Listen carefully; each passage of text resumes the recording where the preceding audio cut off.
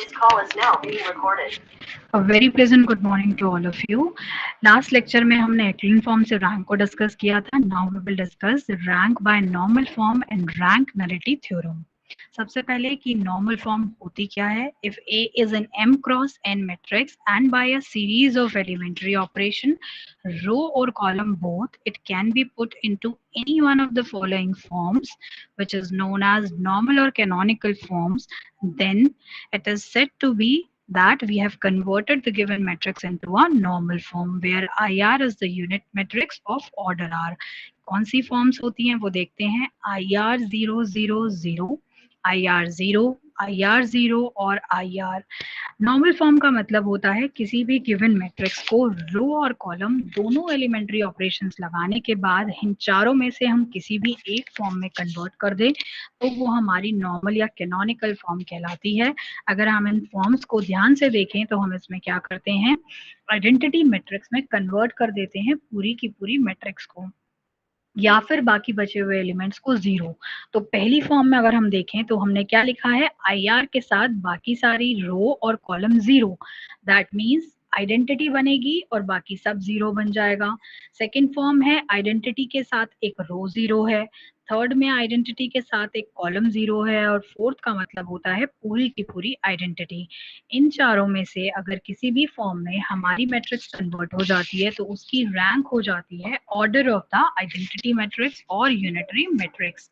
Since the rank of a matrix is not changed as a result of elementary operation, it follows that row of A is equals to R. That means जो order identity का होगा वही order हमारी matrix के rank का भी हो जाएगा.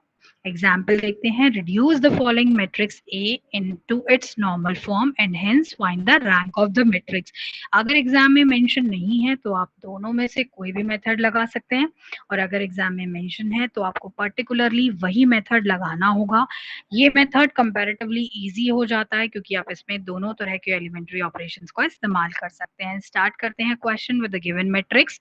हम अगर ध्यान से देखें तो मैट्रिक्स में रो नंबर 3 का पहला एलिमेंट 1 है. अगर हम इसको चेंज कर दें, इंटरचेंज कर दें R3 और 1 को, तो हमारा जो पहला एलिमेंट है वो 1 बन जाएगा. पहले एलिमेंट को हम की एलिमेंट भी कहते हैं.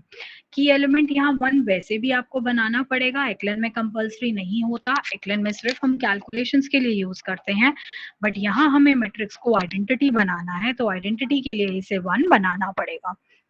तो हमने क्या किया, R3 और R1 को इंटरचेंज किया तो 1 1 1 2, 3 माइनस 3 1 2, 2 1 माइनस 3 माइनस 6 हमारी मैट्रिक्स बन जाएगी. अब हम क्या करेंगे, 1 के नीचे एक्लन फॉर्म वाला प्रोसीजर 3 और 2 को 0 बनाएंगे. तो हमने क्या लिखा, R2 changes to R2 minus 3 R1, R3 changes to R3 minus 2 R1.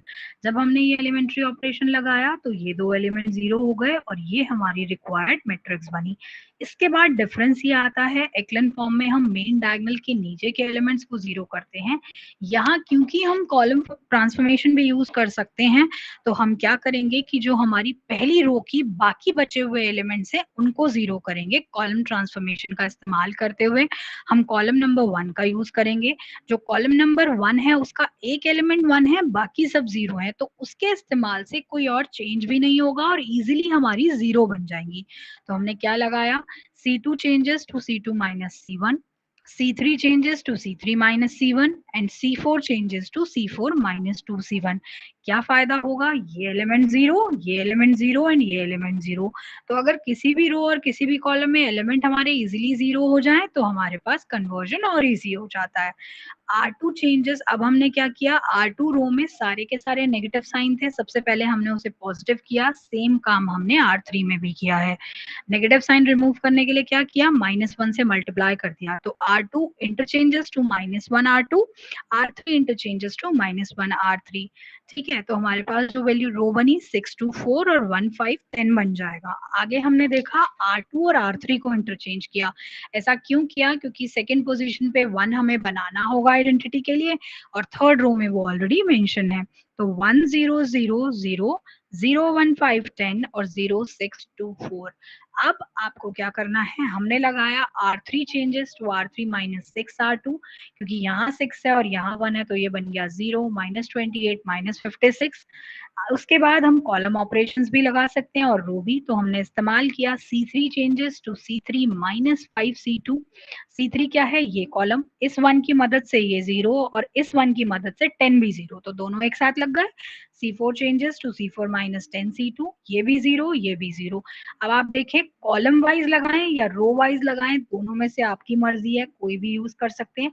यहाँ हमने रो वाइज क्या यूज किया, R3 को इंटरचेंज कर दिया माइनस 1/28 R3 से, क्योंकि 28 का फैक्टर है 56 भी, तो ये 1 और 2 बन गया। अब यहाँ देखो आइडेंटिटी बन गई है 1 0 0 0 1 0 और 0 0 1, तो कॉलम नंबर 4 का जो एलिमेंट है 2 वो 0 बन जाएगा अगर मैं कॉलम नंबर 3 का इस्तेमाल करूं।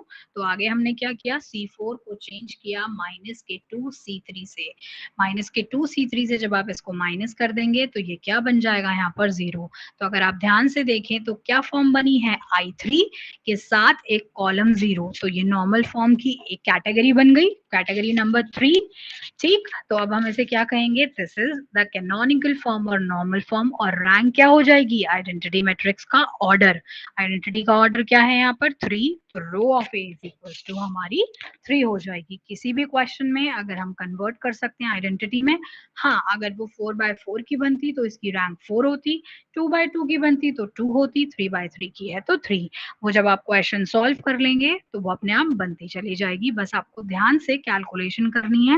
It is very easy compare to the echelon form, क्योंकि आप दोनों ट्रांसफॉर्मेशन यूज कर सकते हैं। इट्स नॉट कंपल्सरी कि आप वही ट्रांसफॉर्मेशन यूज करें जो यहाँ पर मैंने यूज करे हैं, आप कोई भी और ट्रांसफॉर्मेशन लगा सकते हैं, but when we follow a sequence तो हमारे लिए सॉल्व करना आसान हो जाता है, वो जल्दी बन जाती है, इसके अलावा कोई और रीजन नहीं है। मूव ऑन करते हैं, नेक्स्ट जो है rank nullity theorem. Rank nullity theorem क्या कहती है, if A is an M cross N order matrix over some field then rank of A plus nullity of A होता है हमारा N के बराबर। This applies to the linear maps also. Linear mapping होती है जो अभी आप आगे पढ़ेंगे, वहां पर भी यूज होता है। Let V be a finite dimensional vector space and W be a vector space over some field, तो हम T को डिफाइन करते हैं मैपिंग V से W की तरफ भी a linear map. Then rank of T, rank plus nullity of T को हम डायमेंशन ऑफ V भी कह सकते हैं। दोनों में से किसी भी फॉर्म में आप इसे एग्जाम में लिख सकते हैं, एग्जाम में इसकी स्टेटमेंट पूछी जाती है इसीलिए ये इंपॉर्टेंट है। जहां पर T is the where the rank of T is the dimension of the image of T and nullity of T is the dimension of the kernel of T. Dimension का मतलब होता है number of elements. So this is known as your rank nullity theorem. Thank you very much for this lecture.